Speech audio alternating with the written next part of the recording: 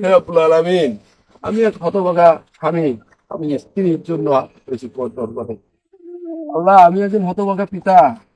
আমি তো আমার সন্তানকে কোলে পর্যন্ত নিতে পারিনি। আল্লাহ, আল্লাহ, তুমি আমার স্ত্রী সন্তানকে ক্ষমা করে দাও। আল্লাহ, আল্লাহ, আমার তো নিষ্পাপ শিশু। আল্লাহ, আমার এই নিষ্পাপ শিশু সন্তান, সে দুনিয়ার কিছু বোঝেনি। আল্লাহ, ও তো দুনিয়ার কোনো কিছু পাপ করেনি।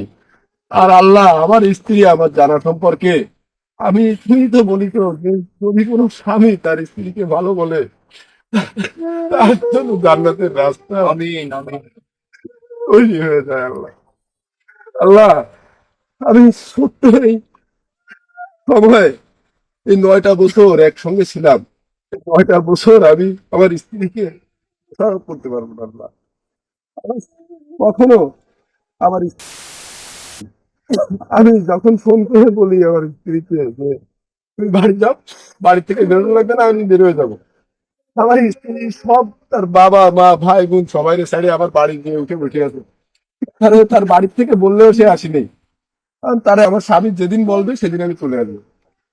আমি এর থেকে আমি আর আমার মানে মানে স্ত্রী মানে আমার আল্লাহ, আমার বলার ভাষা নেই। আল্লাহ, আমার স্ত্রী যদি কোনো ভুল ত্রুটি বলার মতো করে থাকে, আল্লাহ ক্ষমা করে দাও। আল্লাহ, আমি আমি হিসেবে আমি তোমার কাছে ক্ষমা চাচ্ছি। আল্লাহ, আল্লাহ, আমার স্ত্রী যদি হত্যা হয়ে থাকে, আল্লাহ তুমি এর সঠিক বিচার করো। আল্লাহ, সঠিক তদন্তের মাধ্যমে তুমি বিচারের ব্যবস্থা করো। আল্লাহ, আল্লাহ, আমি আমি তোমার দরবারে হাত তুলেছি। আল্লাহ, আল্লাহ, আমার কথা বলার শক্তিও নাই। আল্লাহ, আমার স্ত্রীকে তুমি ক্ষমা করো।